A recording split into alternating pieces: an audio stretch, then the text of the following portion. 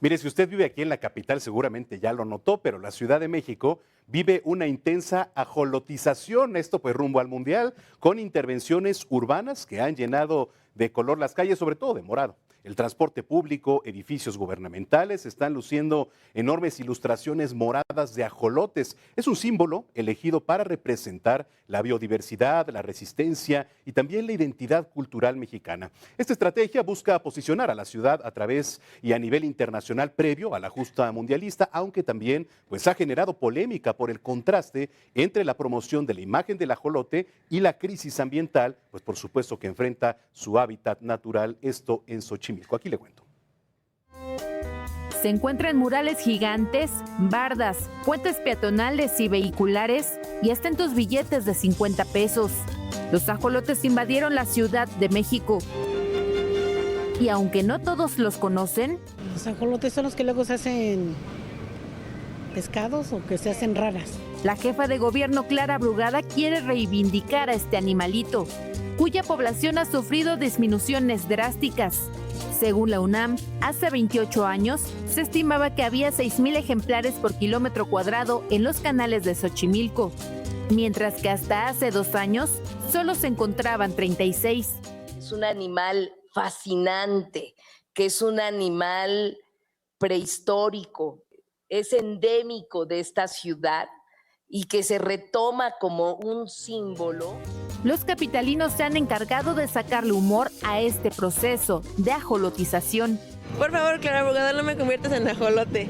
Para las autoridades locales, el término va más allá de una imagen y un color. ¿Qué les molesta? Al contrario, deberíamos de estar orgullosos del ajolote. La pintura morada no es cualquier cosa ni es superficial. Retomamos el morado porque es el morado que es la expresión de la lucha de las mujeres. Y aunque los turistas apoyan la propuesta, pues me parece algo pues un tanto, no sé, original. Solamente hemos andado aquí en la parte centro, pero pues sí, se ve bien para mí, para mi gusto. Los capitalinos consideran que los recursos pudieron ocuparse en algo más.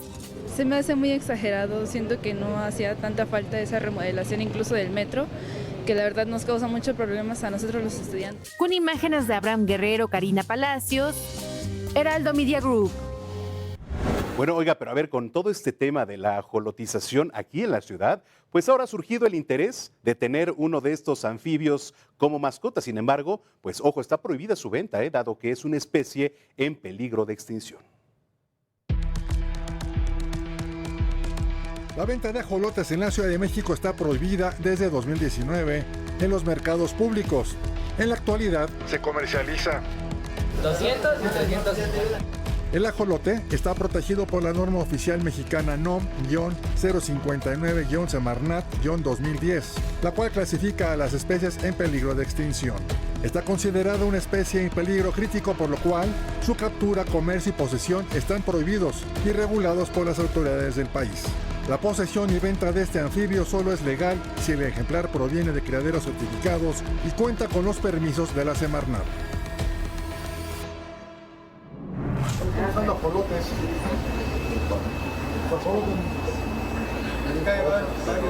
No importa la variedad.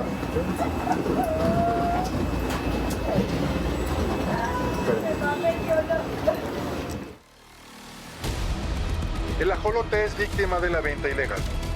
En el mercado Emilio Carranza, en la colonia Morelos de la Ciudad de México, se venden ajolotes.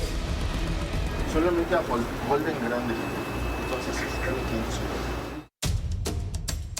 de acuerdo con el gobierno capitalino, el ajolote es un tema de identidad cultural. Exhortar a los vecinos, a los ciudadanos, que si identifican algún lugar, detectan donde los estén vendiendo ilegalmente, por supuesto es muy importante hacer la denuncia porque hay que recordar que están protegidos. No existe un número específico de cuántos ajolotes hay en los canales de Xochimilco. Según especialistas de la Facultad de Ciencias de la UNAM, su población se ha reducido drásticamente. Es una especie en peligro de extinción. El nombre de ajolote proviene del náhuatl, axolotl, que significa monstruo de agua. Si pierde una pata, la cola o sufre daños en órganos vitales, su cuerpo los regenera en poco tiempo sin dejar cicatriz. En la mitología mexica se cree que el ajolote es la encarnación de Xolotl, el dios del fuego y del rayo, hermano gemelo de Quetzalcóatl, la serpiente emplumada. Con imágenes de Brian González, Luis Pérez Curtad, Heraldo Media Group. Bueno, a ver, hay que recordar que hace un mes un ajolote apareció bajo un puente sobre el río Ogmore, allá en Gales, y una niña de 10 años fue quien lo encontró, esto mientras jugaba allá en la orilla del río. Este anfibio presentaba una herida en la cola y también en el vientre, y la niña pudo llevarlo a su casa y, de acuerdo con el Centro Nacional de Ayuda de Reptiles, esto salvó la vida del ajolote. No queda claro pues cómo fue que esta criatura llegó hasta un río de una zona rural de Gran Bretaña, sobre todo por el estatus, ¿no?, que se encuentra, que es en peligro crítico de extinción. Y justamente para conversar sobre este tema, saludo con mucho gusto a Horacio Mena. Él es médico veterinario, académico y coordinador de la colonia de ajolotes del Laboratorio de Restauración Ecológica del Instituto de Biología de la UNAM. Maestro, muchísimas gracias. Buenas noches. Muchas gracias, pues buenas noches a ustedes, gracias por la invitación y pues aquí estamos atentos a lo que podamos apoyarlos. Muchas gracias, maestro. Ya había equipos tanto de básquetbol, algunos otros quizá representativos, que tomaban el nombre de los ajolotes de la capital para representar este animal en peligro de extinción. Viene el Mundial y ahora se vuelve a retomar esta especie tan endémica, sobre todo de la Ciudad de México. ¿Cómo comenzar a hablar del ajolote, maestro? Sí, pues tenemos aquí un serio problema. Es una especie que visualmente, socialmente, las concepciones que ha habido de este animal, si nos vamos desde el mundo prehispánico, ha ocurrido muchas cosas, de ser una deidad prehispánica, protegida, cuidada por el mundo prehispánico, los antiguos aztecas, pues pasa por este periodo de conquista, entra esta especie en el olvido, luego es retomada por muralistas, por grandes escritores. En la pintura llega a aparecer, forma parte de la cosmovisión total de nosotros los mexicanos. Luego la ciencia encuentra toda esta información maravillosa que hay en la capacidad de regeneración de tejidos y luego viene nuevamente ahora, entra en un espacio de olvido. Hasta hace unos 10 años todavía era una especie mal vista en el sentido de que decían que era baboso, que era feo, que era un monstruo de agua. Y bueno, ahora llegamos al momento en el que nos encontramos ahora, que es retomado pues como una imagen sin un esfuerzo real hacia su conservación. Recordemos que estamos en la Ciudad de México y esta especie es endémica de la Ciudad de México.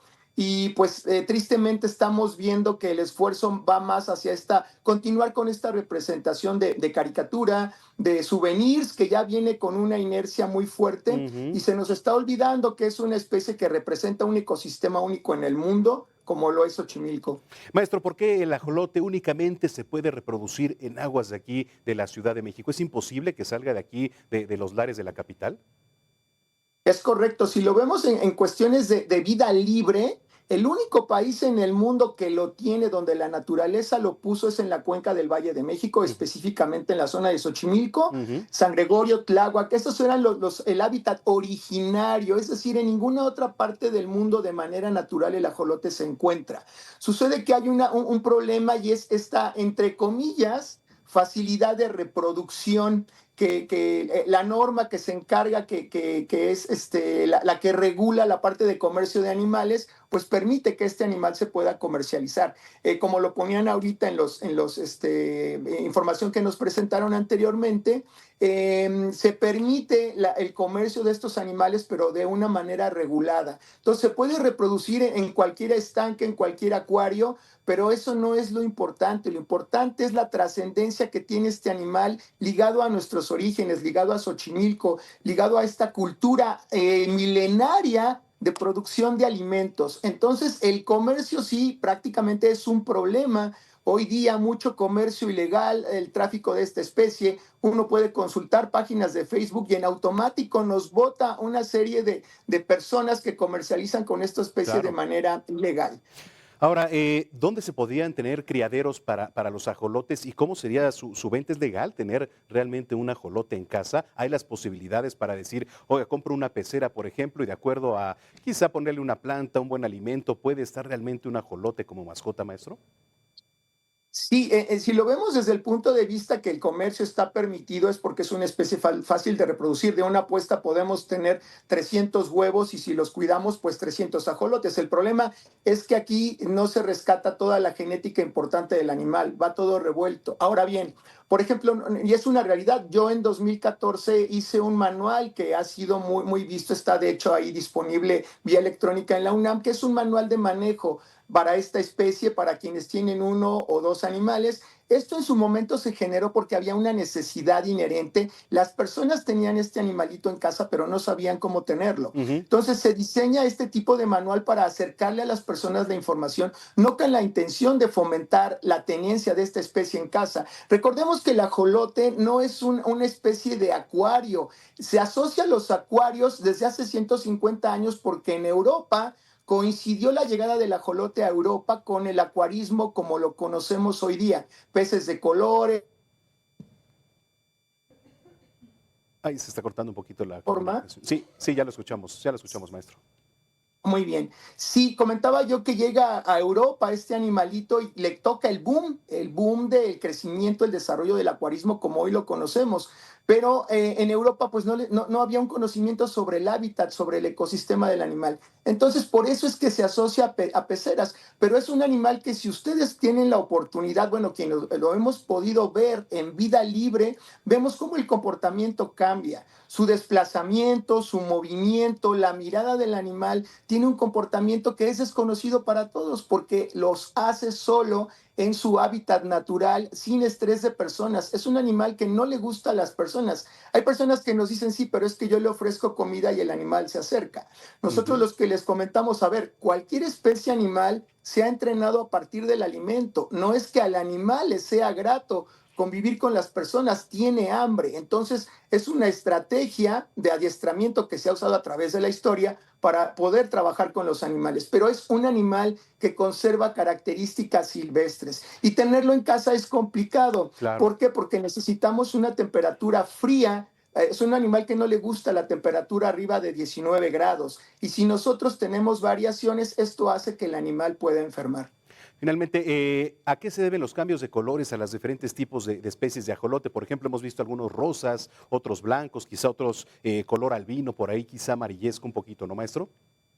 Claro, sí, de hecho en la variedad de la especie, si buscamos lo que puede expresar el animal genéticamente, hablando en cuanto a colores, tenemos básicamente 4 colores, que es el negro, que es el nativo, el endémico, el silvestre, con colores ligeramente verdosos. Tenemos el leucístico, que es un ajolote rosa con los ojos negros, y tenemos el albino, donde prácticamente todo el animal es rosa, inclusive los ojos podemos verlos, y el animal es albino totalmente. Estos serían como los colores, y después se empiezan a hacer cruzas de estos animales para obtener colores diferentes, y ya esto, insisto, desde el punto de vista de los acuaristas, y obtener una mejor venta. Incluso hoy se sabe que hay tintes que se usaron en la medicina humana para poder ver la estructura ósea de las personas, y esos tintes experimentales se han llegado a utilizar en las especies para que puedan hacerlas más vistosas. Importante comentar que estos genes de cambio de color, más allá del color negro, es un gen recesivo. Es como si nosotros exhibiéramos a una persona, voy a usar la palabra, pero es por poner un ejemplo, las personas que padecen vitiligo, esa enfermedad donde se mancha la piel. Es un defecto, un error genético. El caso de los ajolotes rosas es exactamente lo mismo. Son animales que tienden a la obesidad, son animales que tienden a problemas cardíacos, a insuficiencia renal, pero obviamente pues es un animal más atractivo para el común denominador de las personas. Totalmente. Bueno, finalmente desde su experiencia y desde el área que coordina ahí en la UNAM, maestro, ¿qué vaticina y cuál es el futuro de los ajolotes sabiendo su situación actual? Bueno, lo que se refiere al cautiverio es una especie que no se va a extinguir. Está a lo largo del mundo y va a estar. El problema no es ese. El problema es que estamos perdiendo un tesoro invaluable para la Ciudad de México. Nosotros tenemos que ser vigilantes de esta especie.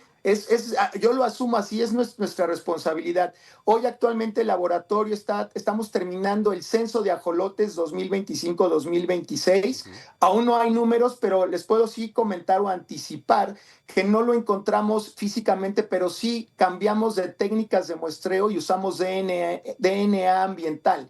Es una técnica donde buscamos el DNA. Es muy probable que el animal haya cambiado sus comportamientos justo para salvaguardarse y huir de las personas. Esto está ya registrado en otras especies en la frontera México-Estados Unidos, especies que han desaparecido por 100 años y han encontrado el DNA y han dado con los animales. Yo espero que el animal esté haciendo esta estrategia. Es muy probable porque, insisto, nosotros sabemos que el DNA nos informa que el animal ahí está. El tema es qué estamos haciendo como ciudadanía, qué estamos haciendo con las políticas ambientales de regulación de áreas naturales protegidas. O sea, está en nuestras manos todavía, y hablo de nuestras manos, me refiero a todos. Nosotros tenemos actualmente un proyecto que se llama Adopta Ajolote. Lo pueden consultar en la página www.restauracionecológica.org. Ahí ustedes pueden enterarse de toda la estrategia que hay para salvaguardar al ajolote dentro de Xochimilco, dentro de las chinampas, involucrando a la comunidad local, y la universidad, pues en este sentido, nos ayuda para dar fe y legalidad de que todo esto se hace bien. Pero necesitamos sumar el apoyo también de estas estrategias de gobierno. Creo que al final, en algún punto, tendremos que juntar el esfuerzo entre academia, gobierno y habitantes de la zona de Xochimilco, que ya se hace, pero darle un trabajo serio, que no nos importe si los periodos de gobierno son cortos o largos, pero es un trabajo que tenemos que hacer juntos y está en nosotros, como ciudadanos y habitantes de la Ciudad de México, poder ayudar a esta especie para que no salga de su hábitat y junto con ello mantener Xochimilco, la producción de alimentos y la conservación de la especie. Pues yo le agradezco mucho que nos haya tomado la comunicación, maestro. Gracias y estamos en contacto. Muchas gracias, que tengan muy buena noche. Gracias. Bueno, pues ahí están.